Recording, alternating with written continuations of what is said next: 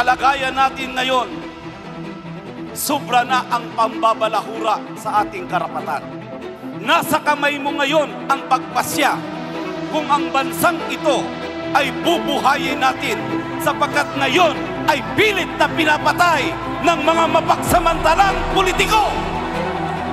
Mga kababayan, punong-puno tayo ng kasiyahan ngayong hapon dito po sa Ayusin Natin ang Pilipinas Nationwide Campaign Rally. Patiin natin ang live ang lahat po ng ating mga kababayan sa buong Pilipinas, Luzon, Visayas, Mindanao. Kaya, kaway-kaway, nakikita tayo ng live, mga kababayan!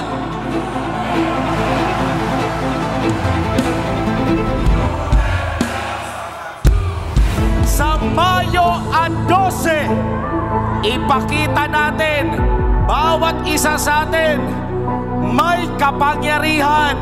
Piliin natin ang PDP senatorial candidates!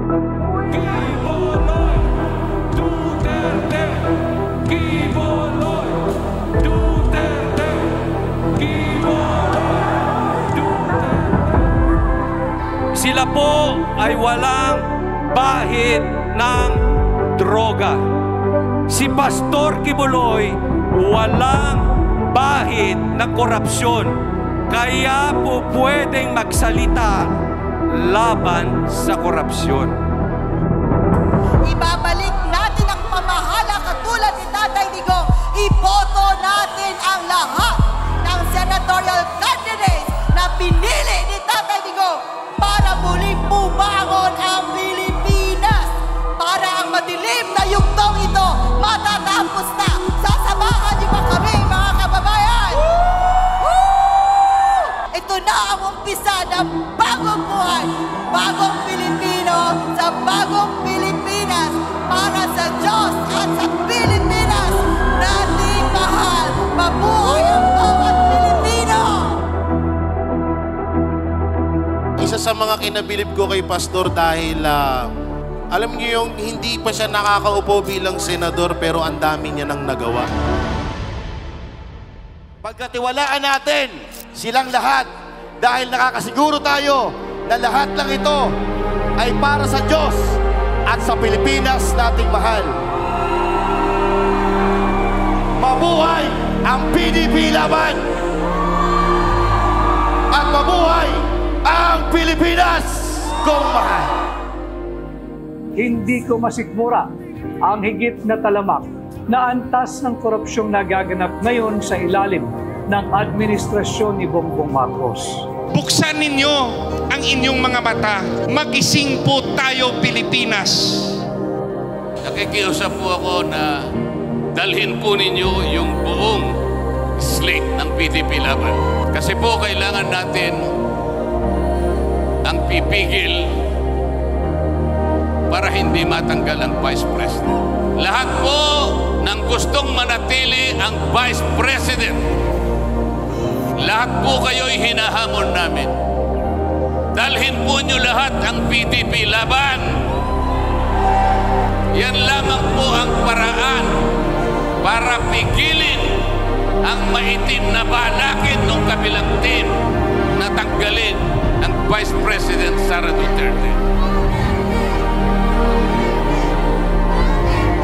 Psalms 90:12. Sino may alam? Teach us to number our days, O Lord, so that we may gain a heart of wisdom. Turuan niyo po kami, Panginoon, na bilangin ang aming mga araw upang matuto kaming mamuhay ng may karunungan.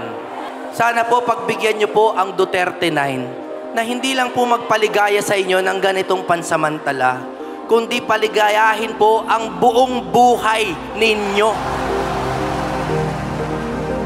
Itong mga tao na ito, wala itong tinatanggap na ayuda, ha? Pero merong pangarap na gaganda ang kinabukasan ng Pilipinas!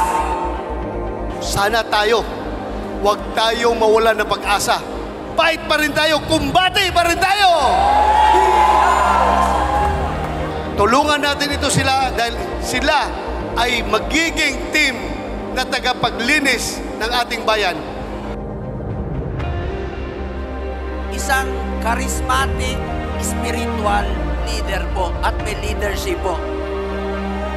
Palakpakan natin, Pastor Apollo C. Quiboloy! Ayaw kong masayang ang inumpisahan ni former President Duterte na labanan ang kriminalidad at ang illegal na droga. Ang kapanalunan po ng Duterte Senatorial Slate at ng PDP Senatorial Slate ay kapanalunan po ng bawat Pilipino. Mahalin po natin ang Pilipinas, magtulungan po tayo. Mas maraming kakampi sa Senado, mas marami pong tutulong at magtutulungan po kami para sa ikauunlad pa ng ating bayan. Ang puso ko po ang nagsasalita.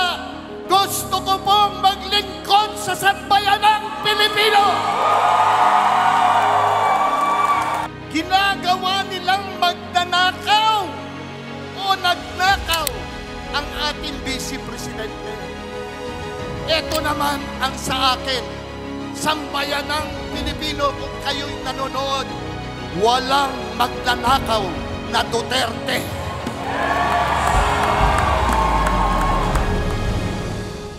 Nakumbinsi po ako na ito si Pastor Quiboloy ay hindi lamang pang Davao.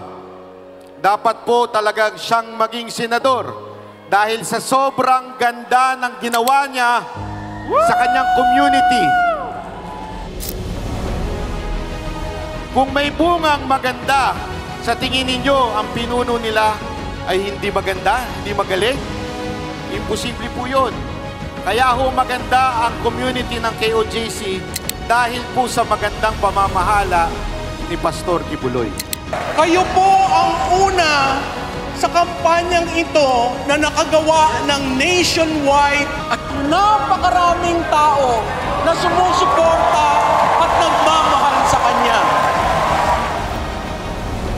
Ako po'y binabatikos pero hindi po ako nahihiya. Ako po ay lumalaban para kay Pastor kasi nakikita ko na siya po ay kandidato na may resibo.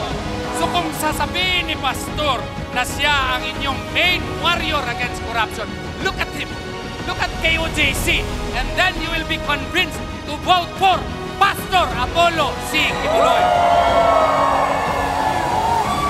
And if you give him the chance to sit in the Senate, whatever your religion may be, I guarantee you, he will deliver in the Senate.